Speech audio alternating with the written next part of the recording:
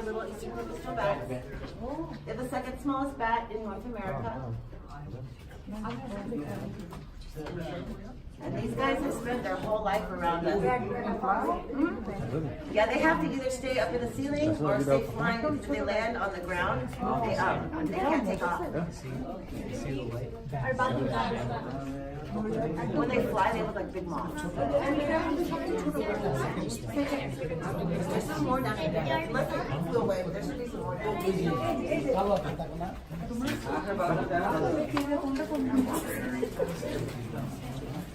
See that little dark thing on the...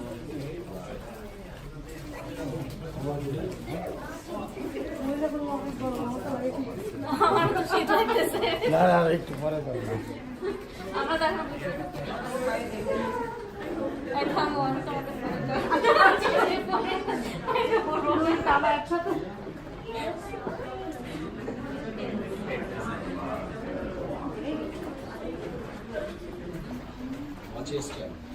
কালকে ছবিটা খুব সুন্দর চলে আসতে দেখো সাথে সাথে যাওয়া হয়ে গেছে সম্পর্ক বুঝতে হবে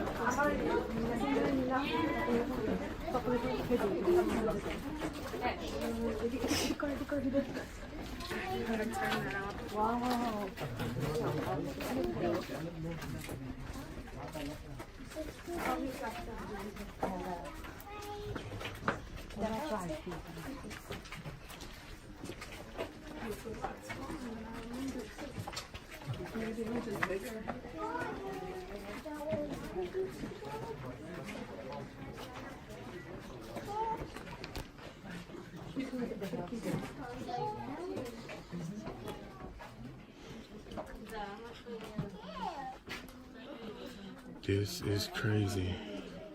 Alright guys, so the first thing we do when we bring you down here is kind of the touristy thing, and we will take your picture. That way if you choose to purchase one, you have a memento of your afternoon with us. And also it serves a purpose in case I lose one of you guys in the cave. Fossilized coral bed. And you can see up in here little more detailed pieces of coral. And right here. And the things that look like sticks are actually little prehistoric shrimp burrows. So little shrimpies would burrow in there and live their little shrimpy lives. So this is all here because about 125 million years ago or so, the whole state of Texas was covered by a shallow ocean. And when the plates began to shift, that ocean was sucked back to become part of the Gulf of Mexico. So at that time we had like the perfect climate for fossilizing. So we have a lot of like aquatic fossils. And then after that, the Ice Age came. And with the Ice Age came a climate change, and the climate inside and outside the cave changed up, and we got this humidity that we have now. And you cannot fossilize anything in the humidity. It doesn't work.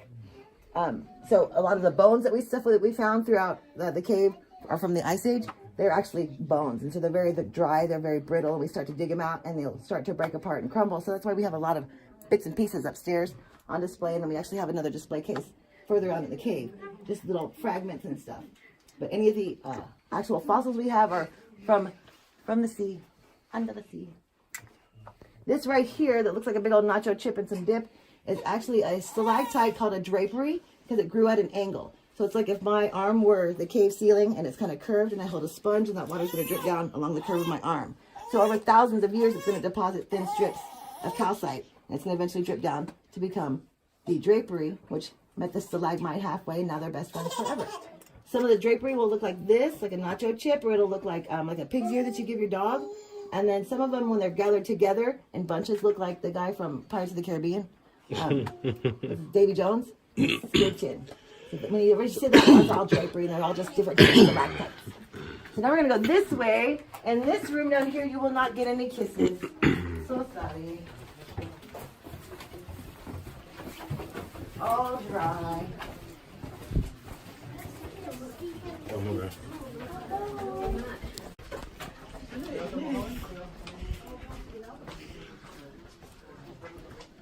And there's the humidity. Yeah. Mm-hmm. Yeah, it's got more since it's more.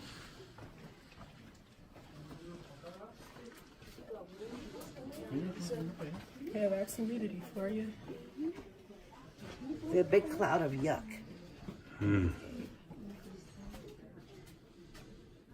But yeah, we could carry a thermometer. It'll be 72 degrees, but the humidity is what fluctuates. Just come on down this way. Gather round.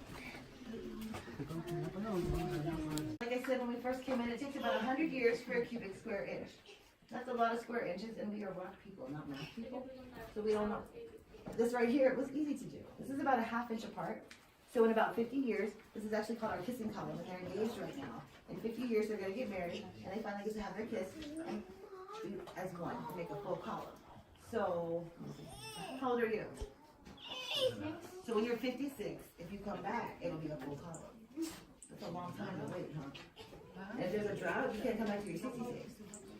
So we don't water coming in. But we also have in our first formation room a little ice cream parlor because we have our giant Texas-sized ice cream cone right here, the super-sized sundae, and then of course all the crazy kids lining up to get ice cream. Over here we got our giant super-sized ice cream sandwich with some Rocky Road ice cream in the middle, which is really just Yellowstone and church. And then up here in the ceiling is our fossilized coral reef.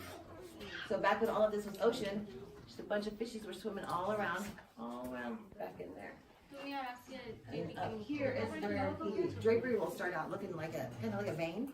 So it's coming along the curve of the ceiling, and then eventually it'll get a little bit bigger, look maybe like a tentacle, like there, or maybe like some bacon, maybe.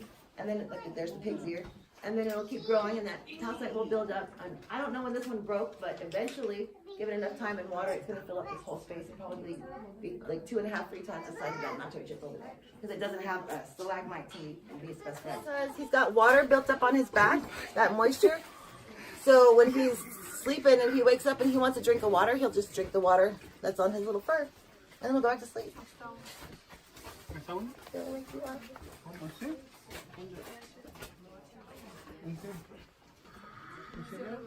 He's so cute, little bat.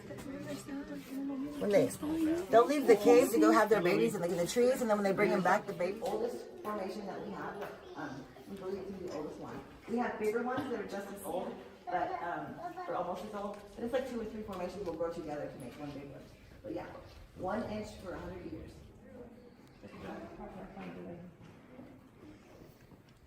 So if you can really see anything, well, we're kind of far away to see the new ones, but if you're looking and you see something like with your naked eye without the help of anything, it's just a little nub, that's probably already about 50 or 60 years old, because it does take 100 years for an inch. So some of these things are about 1,000 years old up here.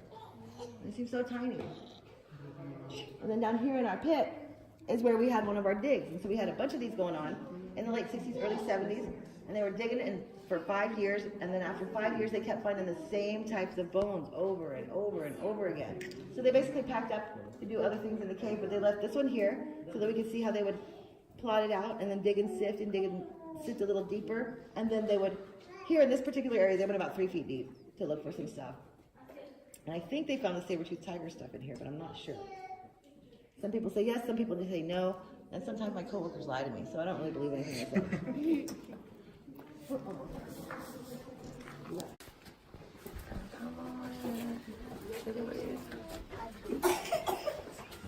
So over in the soda straw balcony, that water will come through, and it'll eat through the limestone and make the formations. This is dolostone or dolomite. It's another sedimentary rock, and it doesn't have calcite in it. Basically, it's like a big sponge, and so instead of the water eating through it, it's going to soak it up over just thousands and thousands of years. And eventually it'll get soaked and saturated, and that water will start to seep through, and we'll have drips, we'll have little puddles, baby stalactites and baby soda straws and little baby stalagmites. And then eventually, after tens of thousands of years, the whole piece will kind of crack and fall off like a piece of a puzzle. And some places in the cave you can walk through and look at the ceiling, and then you can look at the ground and see where the pieces go in the ceiling. Over here is some more limestone. This is kind of a rusty color because above it there is iron in the soil. So when the water came down, it brought that rust, that iron, and makes it look rusty. It's also a part of the Balcones fault line, which is extend all the way through Texas, all the way through Texas from Dallas to Del Rio. It's been dormant for like 23 million years, so there's no earth shaking, there's no rocks are gonna fall or anything like that. Up there is the crack that started it all. When the plate shifted, this little crack opened up, the ocean came in to start forming the cave as we know it. It could have happened in a different part of the cave, we just might not have the cave that we have now. Somebody's coming from somewhere. Embedded up in here, these two rocks are actually the same kind.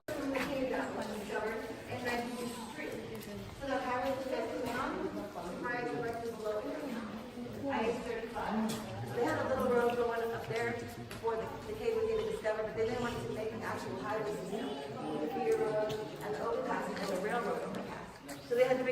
ground was going to be strong enough to hold up all that construction that's happening over here. So they started doing core samples. And in an acre area, they did about 20 samples, and out of the 20, they hit the cave 8 times. But they didn't know that they were hitting the cave. All they knew is they were losing their drill bits. And the drill bits had diamonds on them. You need diamonds on your drill bits to get to the bedrock. And so diamonds and tools are very expensive. And so they had to figure out what was going on. They lost 8 of them. So they drilled this hole right here. It's about 24 inches across, about 35 feet deep.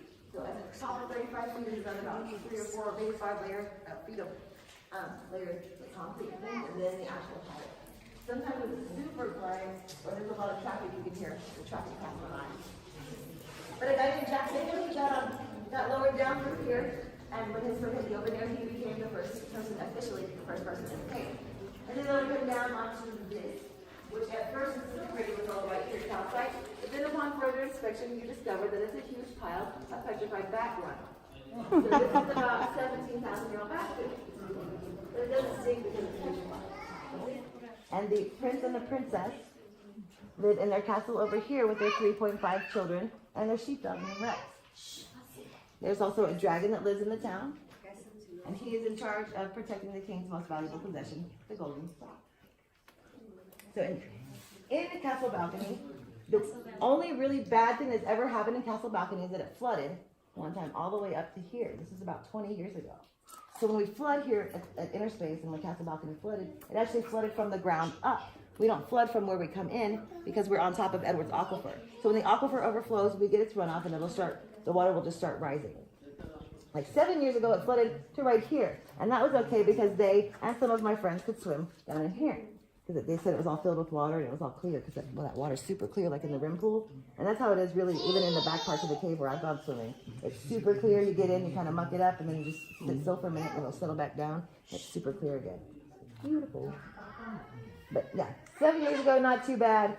20 years ago, super bad, but we don't think that's going to ever happen again because of the population growth of the surrounding areas. We're using all the water in the aquifer. So no matter how much it rains, we're just going to use all the water. So hopefully that won't ever happen again. But I would like to go swimming down in here. Who knows? We're going to go around this way right here, which looks like it's all... You're going to want to watch your heads coming through here. All right. And this was a huge opening right here. But then the water from the ice melting soaked in, the ceiling got weak, and then there was a huge earthquake. And then an area the size of a football field fell 50 feet into the ground. And all the dirt and rock and debris came in. That's called the wash. And then, of course, animals fell in. Their remains fell in. And then when we discovered the cave, we had people come and do some exploring, and they found 44 different types of animals' remains in the cave. And 11 of them are from the Ice Age, and so they're extinct. And I really don't, personally, I don't know if how many lived in the cave, or how many fell in the cave in the hole, or how many got washed in the flood. I don't think the mammoth was down here or anything, but I don't know. And I was listening to a podcast the other day that said there was different things. Like I said, we do have laws protecting the cave, and we can either be fined up to $25,000 or go to jail, and we don't want any of those to happen. And so we put this one aside so that way we can touch it. However, because we're mammals, and here's the science part, because we're mammals, we have dirt and oils that are naturally on our skin. So if we touch the cave, all that stuff's going to deposit from our hands onto the rock. And basically we'll be killing the rock with our bare hands because no formations will form because the water and calcite will drip right off. Kind of like how there's no formations here.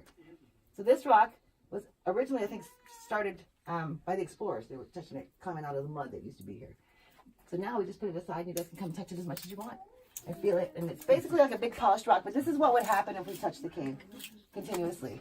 It would be all like this, and then we would have no formations growing. So go ahead and give it a touch. And then after this, I was always afraid of the dark. I'm like, the spirits can get. And then I came down here and I'm like, oh, I love it. I got a quick question. Have you seen Batman? Not in the cave. Not in the cave, not yet. Wall. So basically this concrete wall is holding up the side of that sinkhole that we were just at. Otherwise we'd have a whole bunch of dirt and debris kind of yucking up our trail here. But when we put it up, it was very plain and boring. So they had a guy named Michael Frary come from the University of Texas in Austin to do some artwork on it. And he drew some pictures of some of the animals whose remains were found in the cave. The giant ground sloth is from the Ice Age, and he is extinct, thank goodness, because like a full-grown male on his hind legs could be 17 to 20 feet tall. And he's on all fours. He's like the size of a small SUV. They clipped it on. first prehistoric Pokemon. But he is kind of like a little tank. He looks like an armadillo, but he could not roll into a ball because his shells were fused together. And if you like were to look up his skeleton online, like on Google his little skeleton, he looks like a tank. But he was about a ton and was probably maybe the size of a smart car, I'd say. This is the Equus. So the modern horse that we know and love came over on the Columbian Exchange, but before that we actually did have horses in North America. They originated here. The Equus is one of those horses, and this is actually as big as it got. So it's kind of like our first mini horse. And in some pictures, he looks kind of like a big weenie dog. Black-tailed prairie dog is not extinct. He's not in this area anymore, but regardless, he has not really changed much in like 26,000 years. So he's going to keep on surviving like with the cockroaches and stuff.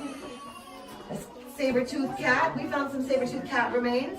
And then some peccary remains. The peccary is just a big old hog. And then we found some camel bones. Because we used to have camels in North America. Our camels didn't have humps over here because we had a lot of water. But whenever you find camel remains, there will never be humps because it's made of cartilage and so that it disintegrates. So you have to date the bones and figure out where they were and if that area had water when the camel was around. And then no human remains, but they put the little 6-foot humans to show scale for our 16-foot Columbian mammoth. The woolly mammoth was a little bit smaller and only came as far as Kansas. Bigger and better, so came to Texas. More fragments. See, we tried to pull the tusk out, it broke up. And then like this one looks pretty like intact, but then you flip it over and it's all